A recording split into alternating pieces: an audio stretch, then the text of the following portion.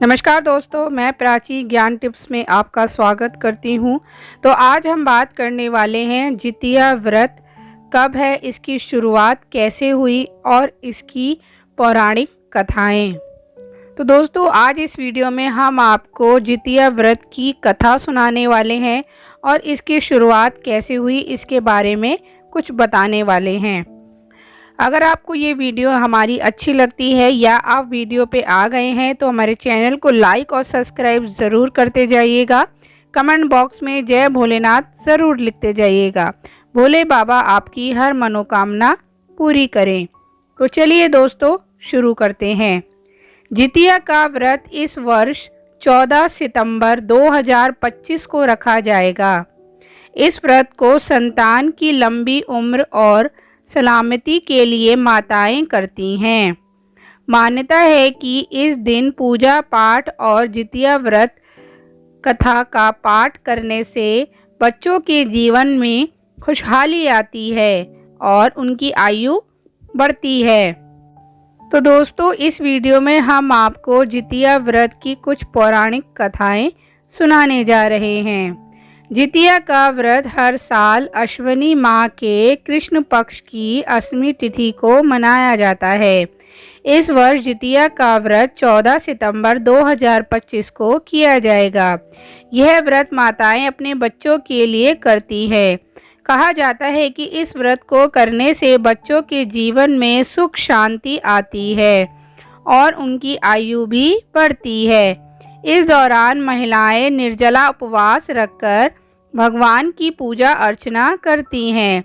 जितिया से जुड़ी कुछ पौराणिक कथाओं का पाठ करना शुभ माना जाता है। तो दोस्तों, अब सुनाते हैं आपको जितिया व्रत की कथा।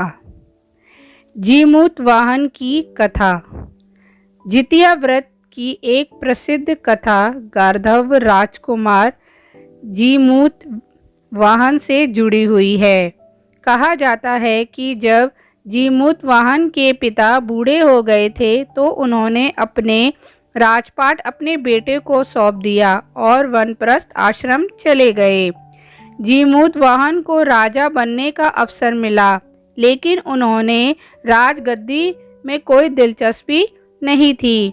उन्होंने राज्य का कामकाज अपने भाइयों को सौंप दिया और स्वयं अपने पिता की सेवा करने के लिए जंगल में रहने लगे। जंगल में रहते हुए जीमूत वाहन का विवाह मलयावती नाम की राजकुमारी से हो गया। एक दिन वह जंगल में घूम रहे थे, तभी उन्हें एक बूढ़ी औरत जोर जोर से रोती हुई दिखी। जीमूत वाहन ने उनसे पूछा, माँ, तुम इतनी दुखी क्यों हो? तब उस महिला ने बताया, मैं नागवंश की स्त्री हूँ। मेरा एक ही बेटा है और मैं उसके बिना जी नहीं सकती। लेकिन हमारी प्रतिज्ञा है कि हर दिन हम अपने वंश का एक नाग पक्षियों के राजा गरुण को बलि स्वरूप देते हैं। आज मेरे बेटे शंखचूर्ण की बारी है। यह सुनकर जीमूत वाहन ने उसे शांत करते हुए कहा, माँ, चिंता मत कीजिए, अब आपके बेटे को कुछ नहीं होगा। उसकी जगह मैं खुद बलि दूंगा। इसके बाद जीमूत वाहन ने उस महिला के बेटे शंखचूर्ण से लाल कपड़ा लिया और बलि स्थान पर जाकर लेट गया। जल्द ही पक्षी राजा गरुण वहां पहुंचे। उन्होंने लाल कपड़े में ढके हुए जीमूत वाहन को नाग समझ लिया और अपनी चोंच में दबाकर पकड़ की ऊंचाइयों तक ले गए। लेकिन जब गरुड़ ने देखा कि उनकी चोंच में दबा जीव लगातार कररा रहा है और रो रहा है तो उन्हें आश्चर्य हुआ। उन्होंने तुरंत पूछा, तुम कौन हो और यहाँ क्यों आए हो? तब जीमूत वाहन ने पूरी घटना उन्हें बताई कि किस तरह उन्होंने नागवंश की स्त्री से वादा किया और उसके बेटे की जगह खुद बलि के लिए तैयार हो गए। यह सुनकर गरुड़ जीमूत वाहन की निस्वार्थ भावना और बहादुरी से प्रभावित हुए। गरुड़ ने न केवल जीमूत वाहन को छोड़ा बल्कि वचन दिया कि अब से वे कभी नागों की बलि नहीं लेंगे।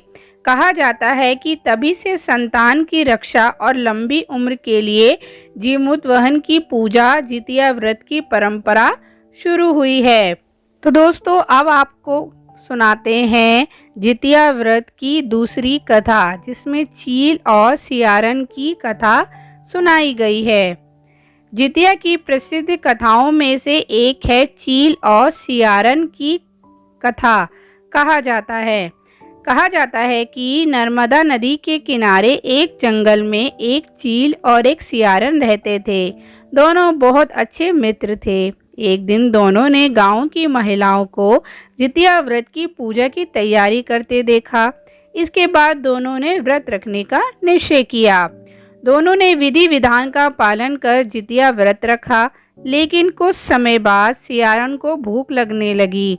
वह भूख सहन ना कर सकी और चोरी से भोजन कर लिया, जबकि चील ने पूरे नियम से व्रत पूरा किया। अगले जन्म में दोनों बहन बनकर एक राजा के घर में जन्मी। बड़ी बहन सियारन के बच्चे बार बार मर जाते थे, जबकि छोटी बहन चील के बच्चे स्वस्थ रहते थे। जलन के कारण बड़ी बहन ने कई बार अपनी छोटी बहन और उसके बच्चों को नुकसान पहुंचाने की कोशिश की, लेकिन सफल नहीं हुई। अतः जब उसने अपनी गलती का एहसास हुआ तो उसने भी जितिया व्रत किया। इसके बाद उसे संतान सुख और बच्चों की लंबी उम्र का आशीर्वाद मिला। तो दोस्तों अब आपको सुनाते हैं जितिया व्रत की तीसरी कथा, जिसमें कृष्ण से जुड़ी कथा है। महाभारत काल से ही इस व्रत का संबंध बताया जाता है। कहा जाता है कि युद्ध के समय अश्वत्थामा ने क्रोध में आकर पांडवों के 5 पुत्रों की हत्या कर दी थी। इतना ही नहीं, उन्होंने अर्जुन के पुत्र अभिमन्यु की पत्नी उंतरा के गर्भ में पल रहे शिशु को भी नष्ट करने का प्रयास किया, लेकिन भगवान श्री कृष्ण ने अपनी शक्ति से उस मृत शिशु को पुनर्जीवित दिया। इस बच्चे का नाम जीवित पुत्रिका रखा गया और माना जाता है कि तभी से संतान की रक्षा और लंबी आयु के लिए जितिया व्रत की परंपरा शुरू हो गई। तो दोस्तों आज हमने आपको इस वीडियो में जितिया व्रत की तीनों कथाओं और कहानी के बारे में बताया। जो भी महिला इस व्रत को रखती है वो नियम का पालन करे और जितिया व्रत की कथा को ज़रूर सुने, जिससे आपका व्रत संपूर्ण हो सके और आपके बच्चे की लंबी आयु बन सके। तो दोस्तों उम्मीद है आपको ये हमारी वीडियो पसंद आई होगी। वीडियो अच्छी लगी तो हमारे चैनल को लाइक सब्सक्राइब ज़रूर करते जाइएगा। तो चलिए दोस्तों अब आपसे मिलेंगे एक नई वीडियो में। तब तक के लिए जय श्री कृष्णा, राधे राधे।